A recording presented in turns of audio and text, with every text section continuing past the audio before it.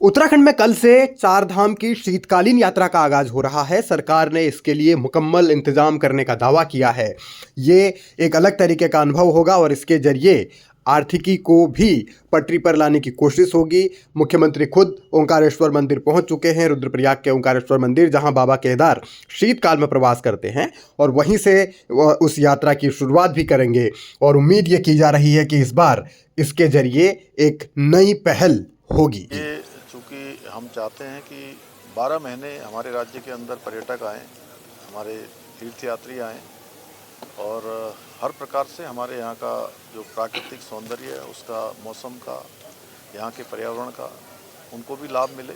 और राज्य के जो हमारे यात्रा से जुड़े हुए लोग हैं, जिनकी आर्थिकी चलती है, व्यवसाय चलता है, होटल वाले हैं, ढाबे वाले, रेस्टोरेंट वाले, होम स्टे वाले, टैक्सी वाले, उन सभी को भी पूरे 12 महीने काम मिले, उसके निमित्त सभी व्यवस्थाएं सभी विभाग सुनिश्चित कर रहे हैं। 10 तारीख को हम एक बृहद रूप से इस पर बैठक भी करने वाले हैं और मैं भी आज स्वयं रुद्रप्रयाग जनपद के ऊखीमठ क्षेत्र से इसकी एक तरह से शुरुआत करने जा रहा हूं कि मैं रात्रि प्रवास वहीं करूंगा।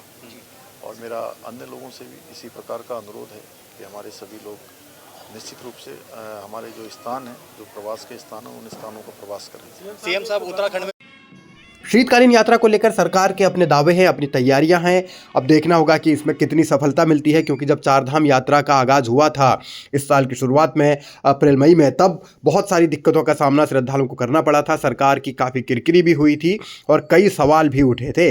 अब शीतकालीन यात्रा से ठीक पहले हरीश रावत ने भी सवाल उठाए हैं। हालांकि उन्होंने इस पहल को लेकर जो बातें कही हैं उसके मुताबिक वो ये कह रहे हैं कि सरकार शीतकालीन यात्रा शुरू तो करना चाहती है, लेकिन उसकी कोई तैयारियों की बात नहीं सुनी जा रही। उन्होंने ये भी कहा है कि जब वो मुख्यमंत्री थे तब भी शीतकालीन यात्रा का उन्होंने आगाज़ किया था, तो उस वक्त जिस तरीके से यात्रा चली, लेकिन बाद में जब बीजेपी की सरकार है तो उसे ठप कर दिया गया। ये हरीश रावत आरोप लगा रहे हैं। अब बीजेपी की धामी सरकार ही इस यात्रा को फिर से शुरू कर रही है। हरीश रावत ये कह रहे हैं कि उनके शासन की जो फाइलें थी, अगर उनको खोलें तो बहुत सारी चीज़ें निकलेंगी। हरीश रावत ने यात्रियों को शुभकामनाएं भी दी हैं।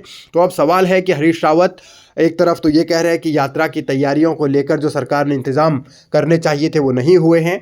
अब ये जब यात्रा शुरू हो जाएगी तब पता भी चल जाएगा कि किस तरीके की व्यवस्थाएं हैं, कितने श्रद्धालु आते हैं और किस तरीके से उनको मैनेज सरकार करती है। क्योंकि बार बार आरोप सरकार पर ये लगे थे कि केदारनाथ की यात्रा को, बद्रीनाथ की यात्रा को डाइवर्ट किया गया था। तो उन आरोपों का भी अब जवाब किस तरीके से दिया जाएगा। हरीश रावत दूसरी तरफ ये भी कह रहे हैं कि जो यात्री आना चाहते हैं, आ रहे हैं, उनको बहुत शुभकामनाएं। तो सरकार कदम तो उठा रही है, देखना होगा कि कामयाबी कितनी मिलती है।